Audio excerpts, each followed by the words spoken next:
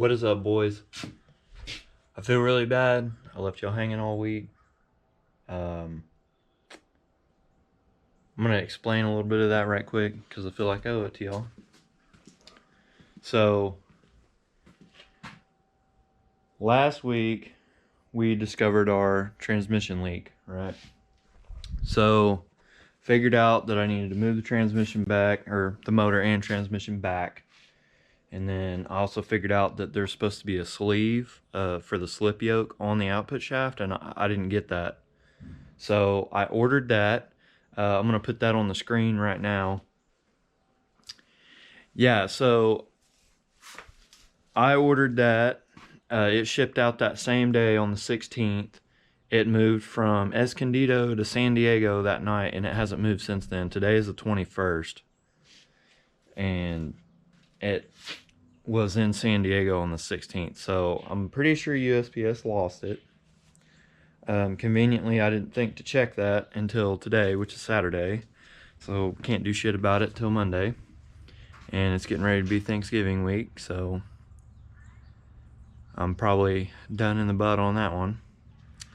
However, I did get the shocks in, and I'm just gonna make a new video with this one right here because I had recorded some stuff and then I stopped because I had to do some other stuff, and then basically I couldn't get out here all week to do anything, and I was kind of waiting on that sleeve for the output shaft, and it hasn't came.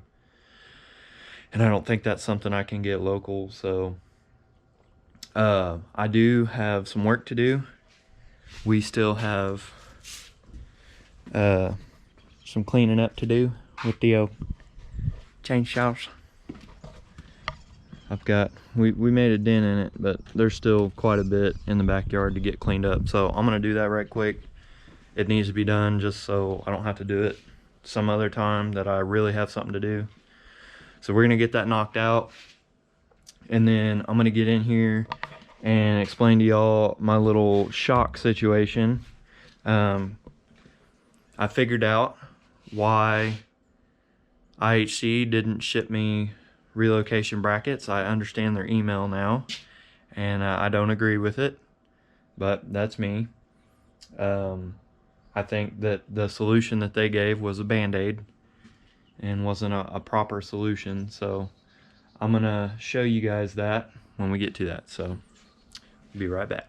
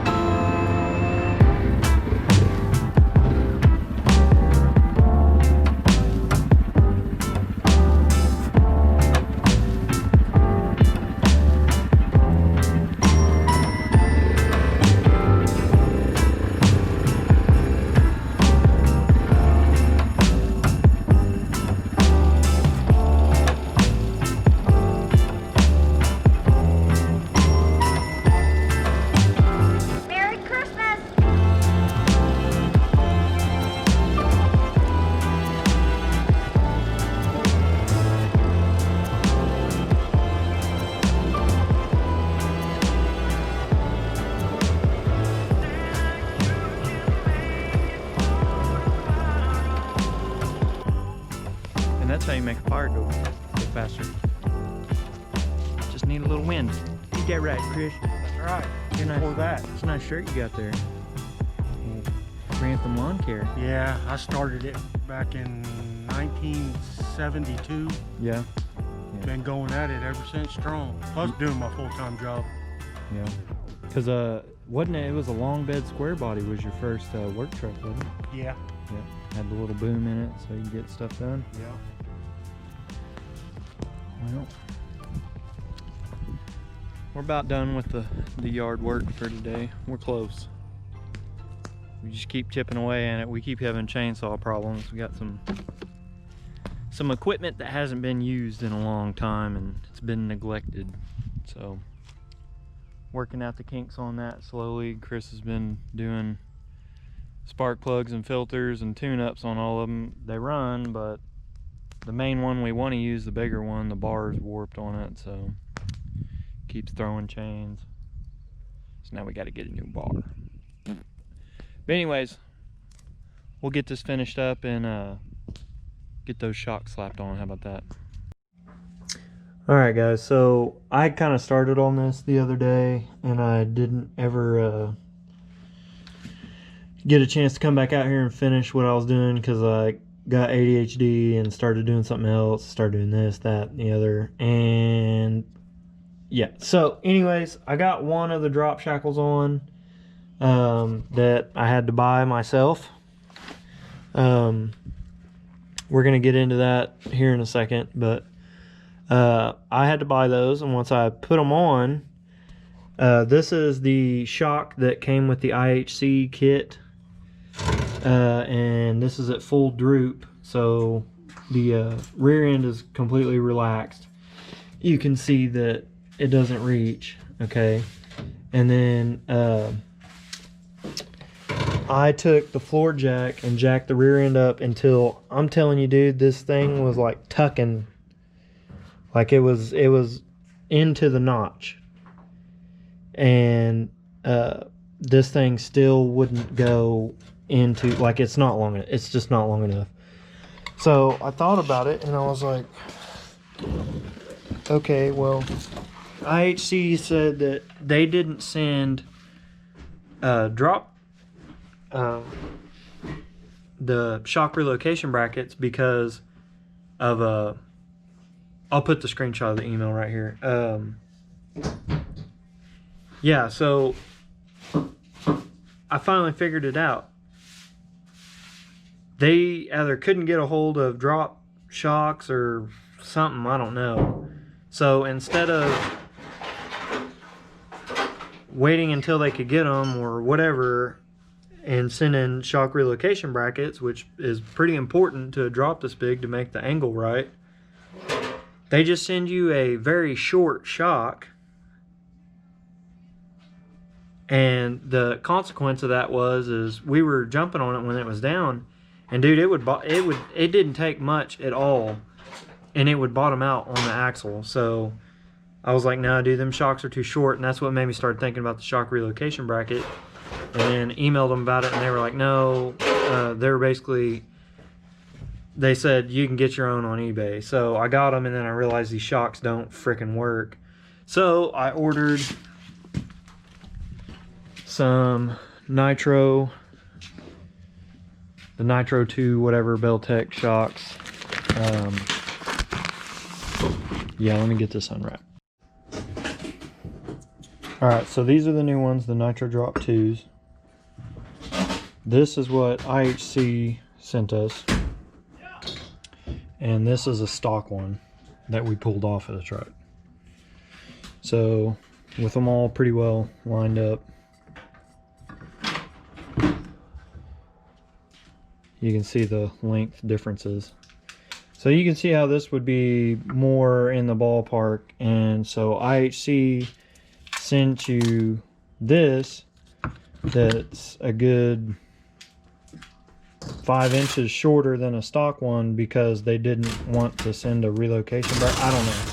The way they made it sound was like they were out of stock of the relocation brackets, so their band-aid for that was to send you a shorter shock that is soft, and it's some China brand shock. It's not a nice shock because it's squishy, super soft. So I don't know what the deal was there. COVID probably had something to do with it, who knows. But anyways, I bought these Nitro Drop 2 shocks, and I bought relocation brackets myself. I bought this rear set. They're 4. James found them on eBay. You just type in 88 to 98 Chevy 1500 5.7 drop, and these popped up, and they look correct.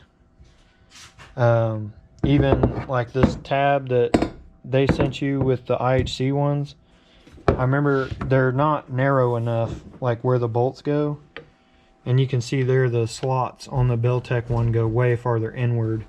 Like, I put threads into this because that's the only thing you can do to get it tied in there. So if y'all are wanting to do that, I guess y'all will wait to see how it rides if you want to do drop twos or something else. 8502 is the part number from Beltec. So I'm gonna get this one put in that side, and then I'm gonna get the other relocation bracket bolted on and get this shock on this side, and then we'll be pretty well done with that, and we'll wrap this video up there. Alright, so I got the nitros mounted up. Way easier than mounting up the ones that IHC sent, since Beltec gives you the nice adjustable hole in the ear for your bolt. So this one lined right up, I didn't have to fight with it. And then the relocation bracket, since they're generic eBay ones, I had to bend them a little bit. They were pinched in a little bit too much, so my trick for that is you take a crescent and you just tighten it up like this and put it around the metal like that, and then you got something to pull one way or the other. That's how you bend that. Bend it out enough to go in there, and then there's a nice little metal bushing in the middle.